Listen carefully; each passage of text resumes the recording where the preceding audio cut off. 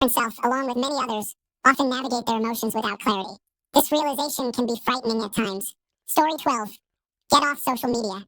Reddit is less social media for me and more a source for news and hobbies. I don't use Facebook, Instagram, Twitter, or Truth Social. I have the phone numbers for my friends and family. If I want to know what's going on with them, I text or call them. Not knowing what random people are doing and not getting upset over trivial matters online will keep you sane. Story 13. If the situation is currently happening, such as anxiety or panic, lying down, closing your eyes, and focusing entirely on your breath can be quite helpful. It's not like taking a fast-acting medication, but it does help you return to a calmer state. Another thing I remind myself is that I am not my thoughts. I am the consciousness that observes my thoughts. You can observe a thought or an emotional experience and just let it pass. Also, remember that a lot of the strategies mentioned here require consistency and time. You don't need to be perfect, but try to be consistent. Change will happen slowly, and after a month or two, you might realize that you feel better. Too often, people give up on activities like walking, journaling, creative ventures, and breathing exercises because they are not immediately effective. Give it some time. Story 14. I'm not sure if it counts, but my friend once told me the opposite of love isn't hate. It's indifference. He basically told me that I am putting more effort into hating my dad than he ever did into loving or even thinking about me. My dad was indifferent to me, and I should be too. He does not deserve the attention he never gave me. Story 15. Stop drinking alcohol. I initially scoffed at the idea, but now I am no longer constantly anxious. I wake up feeling good and no longer feel as depressed. I am calm. Lifestyle changes have truly helped. Story 16. Taking a walk really helps me. I just started doing it, and I honestly don't know why it helps, but it does. Walking off the adrenaline and getting fresh air makes a difference. Story 17. Taking 5 deep breaths can reset your body's fight or flight response when you feel anxious. I am very anxious, but if I can get through all 5 breaths, it helps. Story 18. Not caring helps you manage your thoughts. Many events occur that are beyond your control. You can only control your reaction to them and how long you allow them to occupy your mind. When you stop worrying about things you cannot influence, you can concentrate on the things that truly matter to you. This results in a much shorter list of concerns. Story 19. Psychiatric hospitals are not as terrifying as they seem, and realizing this and seeking help when needed has probably saved my life. Story 20. Be assertive, but not in a harsh manner. Learn to say no and don't let others take advantage of you. Spreading yourself too thin will leave you with nothing left to give. The only individuals feeling upset are those who seek to exploit your kindness. The people who genuinely care about you will understand when you set boundaries. Story 21. Give yourself time. Bad breakup? It won't feel so bad in a year. Death in the family? Pain becomes easier to manage the further away it gets. The only guarantee in life is that it changes all the time, and then you die. Anytime I feel like something is the worst emotional pain I have ever felt, I remember that these feelings will eventually change, subside, be forgotten, evolve, and take many other twists and turns. Horrendous things happen, and they won't ever stop happening. There is no way to change that. When people say time heals all wounds, they actually mean time will give you space to see your past with kinder eyes. If things are really difficult for you right now, just do the best you can with what you have, breathe, and try to make it to midnight. Also, getting sober changed my life. I never knew life could be this easy. If you are drinking to cope, you need to stop. Drinking just halts the process.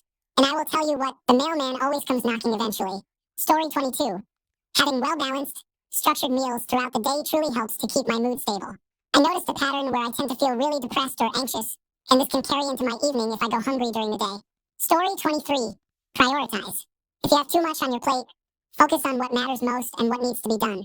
Adjust your expectations and energy investment accordingly. When I was in college, I struggled with depression and had taken on too many commitments. After deciding on my priorities, I quit my part-time job and reduced my efforts in a required elective class. I redirected that energy to what was truly important, and it made a significant difference. Prioritizing has greatly enhanced my mental health and helped me find relief. Story 24. When I feel extra irritable or sad, I use the HALT method. Hungry, angry, lonely, and tired to evaluate what I need. Then I reevaluate my level of discomfort after I check those off. Story 25. The physical manifestations of depression and anxiety need to be addressed alongside the mental aspects. Movement should be an integral part of the process. Story 26. Box breathing can shorten a panic attack or interrupt one that is about to start. Exercise is best, but intentionally moving your body in any way every day can help regulate your mood. Story 27. For people who dwell on certain experiences, such as being abandoned by a spouse or parent or losing a child to suicide or addiction, instead of getting stuck in repetitive thoughts, summarize everything into a 2 or 3 sentence narrative. For example, she was very sick and didn't accept the help we offered. She was in a lot of pain, and we did our best to show her different options. This practice helps me avoid focusing on what someone's last moments were like. I repeat my summary like a mantra to replace those thoughts. I may not express it perfectly, but I hope someone understands and benefits from this approach. Story 28. Getting a dog changed my life for the better, specifically a pit bull type. They are the most affectionate, cuddly, big-headed baby snugglers. Story 29. I replaced self-care with routine maintenance, which helped me understand that if I don't take care of myself, I will fall apart like an old beater car. Story 30. I used to think that my thoughts were dictated by circumstances and that I had no control over them. It took me years to realize that I could simply choose not to dwell on the thoughts that made me unhappy, angry, or panicked. Story 31. Sleeping 8 to 9 hours of high-quality sleep each night is the best return on investment activity available. Story 32. You get out what you put in when it comes to therapy. I thought it was nonsense, but I decided to give it one last good shot. I was surprised when it started to work. People are at different stages in their lives and have different experiences. I had tried therapy for years before, and it never stuck. I believe I was fortunate to have a great therapist with whom I had an amazing rapport at just the right time. Story 33. Not me, but a loved one. Try reframing. Would you treat your best friend the way you are currently treating yourself? Would you talk to them the way you are talking to yourself? If not, readjust. Story 34. Journaling. When I was in a huge crisis and totally overwhelmed, my therapist insisted that I journal.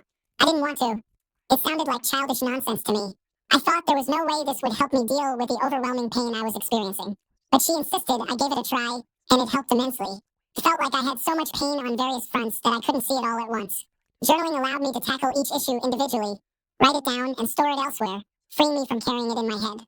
That was 15 years ago, and I still journal my way through tough times today. Story 35. People can act unpredictably.